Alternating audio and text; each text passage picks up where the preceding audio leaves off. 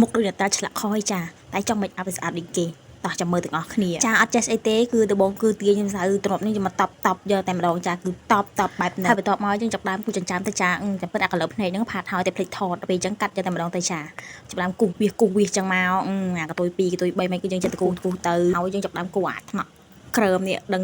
make up ម៉ាក់ស្អីគេទេអើយគួរដាក់ទៅដឹងចេញស្អីទេទៅពេលមកឲ្យម៉ែឲ្យខ្មោចឲ្យមិនឡើងសូសព្រួភ្នែកឡើងក្រហមអញអើយបន្ទាប់ទៀតមកយើងចាប់ដើមផាត់ថ្ពាល់អញ្ចឹងទៅវាយមកផាត់ឲ្យក្រហមអញ្ចឹងទៅហើយយើងអុកពេញមុខតែម្ដងទៅជុំឲ្យខាតចាប់ដើមគូខ្ទង់ច្រមុះអីចឹងទៅចាច្រមុះឡើងកពិតទេតែចង់បានទង់ចូលក្មួយយាយញាក់សាច់អញ្ចឹងមកចាប់ដើមបិទ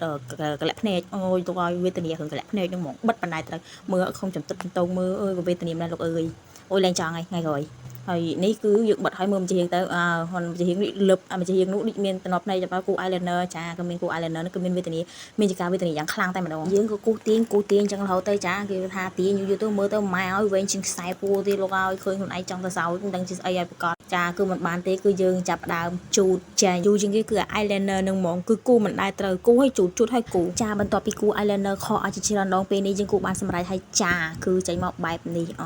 ហើយបន្ទាប់មកទៀតយើងចាប់ដើមលាប mascara មកដងទៅមកយើងចាប់ដើមលាបក្រែមចាគឺអស់តិចលាបមកបដិញលើចឹងទៅអាមាត់ space គេហ្នឹងហើយបន្ទាប់ពីលាបហើយឃើញស្ងួតពេកក៏យើងទៅយកក្រែមមកលួងយកមកលាបតែចៃដន្យនេះគឺវាបាក់ចុងតែម្ដងចាតែមិនជាបញ្ហាទេគឺខ្វេះយកមកលាបទៀតចាអូហូយគឺមិនជាបញ្ហាសម្រាប់ខ្វាន់ទេចាគឺខ្វេះឯងលាបតតែបានចាកុំចង់មកខកហើយបាក់ចុងបាក់មិនបាត់ទៅគឺអត់ខ្វល់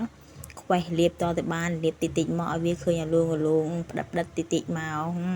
លាបដឹងមកឃើញអត់ហើយស្រាច់ហើយនេះ make up របស់យើងបានរួចរាល់ទាំងអស់គ្នាមិនដែរ red ឲ្យមិនដែរ baby បងចង់ឲ្យអូននៅក្បែរបងប្រាប់ថា baby ហើយនេះវីដេអូយើងមានតែប៉ុណ្្នឹងទេចាហើយកុំភ្លេចជួយ like share និង follow page ម្នាក់មួយផង love you